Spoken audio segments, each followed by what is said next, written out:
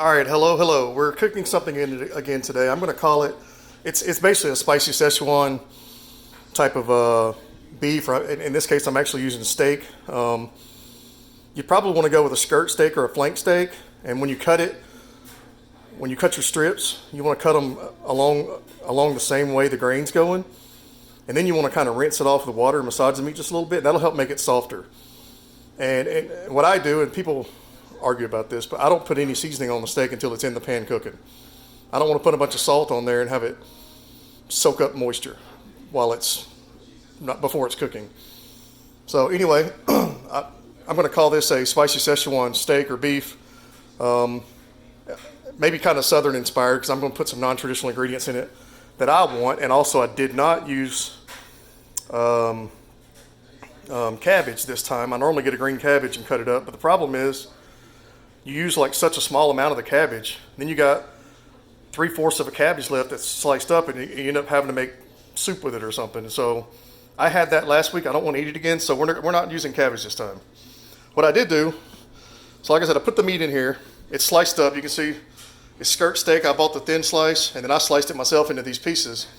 I put a bunch of sesame seed oil in the bottom of the pan, and then I put the steak in there, and I put the oven up on about like less than half, kind of a slow cook type of heat, somewhere around 3.5 to 4.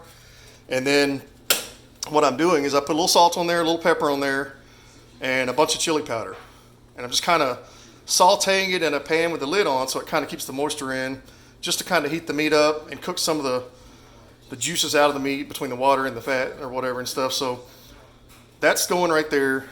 Here's my brown rice. By the way, this is almost 3 pounds. So as you can see, I'm making a very big portion here that I'll be able to eat and even share for a few days. This is brown rice. I just bought the dried rice, which is really cheap. 2 cups of brown rice, about 4.5, maybe 5 cups of water, and you want to bring it to a boil. Stir it real good. Turn the heat down to like 1 or 2, really low. Put the lid on there and then leave it for 45 minutes. You don't even want to take the lid off. Just let it sit there and kind of, I don't want to say pressure cook, but it's just sitting there soaking up the water. To go with it, I did dice up a red bell pepper and an orange bell pepper. You don't have to go too small. They're going to shrink a little bit when you cook them. Plus, I don't like to overcook these anyway. I'm going to kind of add these to the meat later, all this stuff, well, some of this stuff, and just kind of cook it for a little bit. I'm not going to cook it for a long time because I don't want my vegetables to just be all mushy. So anyway, a red and an orange bell pepper. I do have some green onion. I kind of sliced up, not as small as I normally would for scallions, but again, this is going in a stir fry.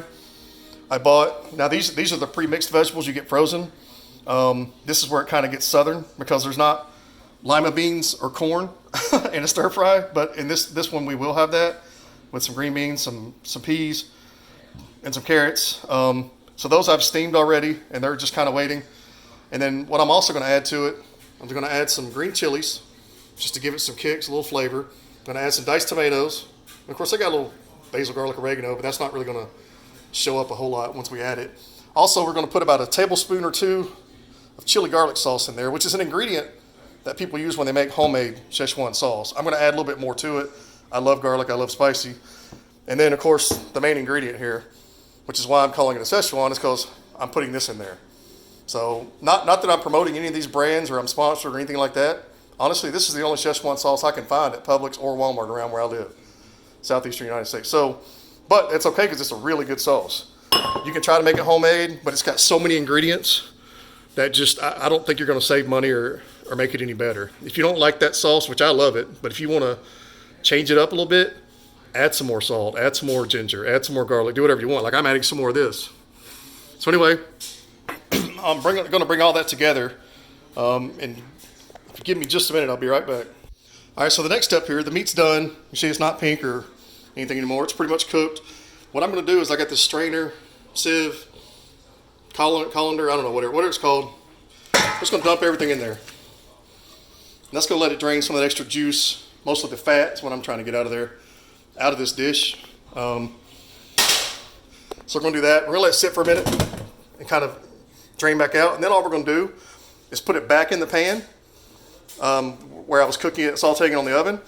I'm going to add the tomatoes, the chilies, like I said, about a tablespoon or two of the garlic, spicy garlic, chili garlic sauce.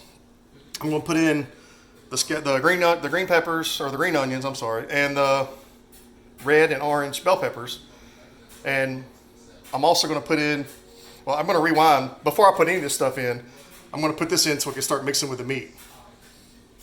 Get it started real good with the meat, the Sechuan sauce. Then I'm going to go back and put the vegetables. Now these are already steamed, so they're not going in that part. These and the rice will not get mixed in until I put it in a bowl at the end. So let me get to that. Okay, so on the next step, like I said, I'm going to put the meat back in the pan. So now it's got all drained real nice. When I add my Sechuan sauce, this stuff is amazing. Like I said, I'm not supporting this brand necessarily. Just I love Sechuan. It's kind of a spicy version of the brown sauce you get with other. I'm gonna actually rinse the bottle with water. Not fill it up, but just put some extra water in there, and then pour that out too. Because we can use some extra water because we're gonna kind of be cooking with the steam that comes off this stuff with the vegetables.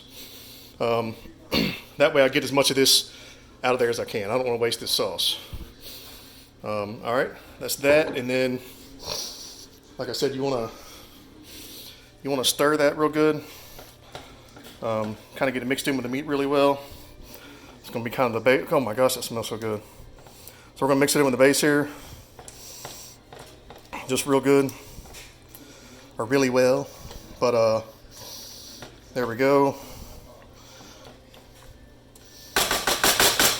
So that's that, and then to finish it off, let's put in I'm going to put in the wet stuff first because it's kind of already cooked. Let's put in the peppers. You don't have to worry about stirring it too much because in the end we're going to mix it all together in a huge bowl. Tomatoes. So again, the tomatoes, the peppers, the corn, some of that stuff's not going to be in a traditional Chinese dish, but I like it in mine. I like it in this dish. So it's my dish. I'm going to make it the way I want it. I'm going to put some of this. Be right back. All right, like I said, so we got some of this sauce right here. I need to get a GoPro or something. I'm going to add that. I'm going to get about 2 tablespoons out of here, I think. And that stuff, at least this brand that I have, I don't remember the name of it right off the top, but it's pretty hot. So careful how much you put in there. It may be more than you want. So I've got that in there. We'll clean that up in a minute. And then I'm going to put the green onions. We're going to stick that on top. Like that. And don't want to waste that stuff. And then the last thing we're going to do is our bell peppers. We're going to dump those on top. Now this is something I've started doing. I don't want to sit here and say I invented it, but honestly it's just something I started doing kind of out of my own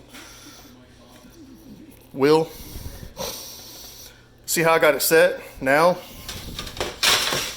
I'm going to put the lid back on top. I'm going to put the temperature on about 3. And then I'm going to let that cook for probably about 15 minutes. It's kind of bringing the flavors together, but it's kind of steaming those vegetables that are on top. So I'm going to let that cook for about 15 minutes or so. I'll let you know how long it ends up being, and then we'll be back. Okay, I'm back. I went ahead. The rice is done, so I dumped it in this big, huge bowl because I'm going to need it. We're going to take these steamed vegetables. They're still pretty hot. Dump those in the bowl as well. The meat and the peppers and stuff is still cooking. It's only been about 5 minutes. They're not quite ready yet. But gave me time to kind of come over here and gave me time to get over here and get some of these dishes washed while I'm waiting. So I'll be back when the meat's done. It's almost ready. All right, so time to finish up. I did go ahead and stir in the rice with all the vegetables. Get that ready to go. Look over here. We see there's plenty of steam on the lid. You can kind of see some boiling down in there, I guess you could say. Let's pull the lid off here. Yeah, if you look down in there, there's a little bit of boiling going on. So, I mean, you can tell it's done. You can even touch pepper. You know, they're nice and warm. They're kind of glossy looking. So that's all we're doing is just trying to heat everything up. Let the flavors of the sauce and the spices mix together. and then we're kind of steaming everything on top. And that's been accomplished. I want to say I did let it go for almost 30 minutes. I started watching the news, but that's fine. I had the temperature down on 3.5, like kind of a medium low, not even medium. So that way it doesn't burn the meat. It doesn't get it too hot. We're just trying to get the flavors mixed. You know, see, it's got a little boil going to it. So, I mean, but it basically steamed the vegetables. So what we're going to do is take this over here. And since we've already drained the fat out, this is the good juices from the sauce and the spices and everything. We're just going to dump this in the bowl. You see why I got such a big bowl? Because this is a ton of food. Like, I'm going to have a hard time eating all this before it actually goes bad, to be honest with you. But that's okay because challenge accepted. So yeah, the food is ready. I'm just going to get the spoon, stir it up real good. You see all that juicy sauce in there? And the rice is going to absorb all that excess sauce, water, whatever. And it's time to eat. Hope everybody enjoyed this video. And again, I cook, in my opinion, I cook really good food, nice mix of flavors, but it's food that's not really hard to make. It took probably longer to cut everything up. And I even used some stuff that was already pre-cut for me. And then some of that's just the waiting game. Again, I cook a lot of stuff on low heat, like low to medium heat, because I'm not in a hurry. I want to give it time to savor and the meat to soften and the flavors to mix. And anyway, I can't smell this anymore. I've got to start eating it now. So I'm going to stir it up, eat some, have a great one. Like it if you like it, subscribe if you want to watch some more videos. I have a lot of videos also of my dog. She's an Australian Shepherd, just ridiculous smart, and she's a lover. All right, bye.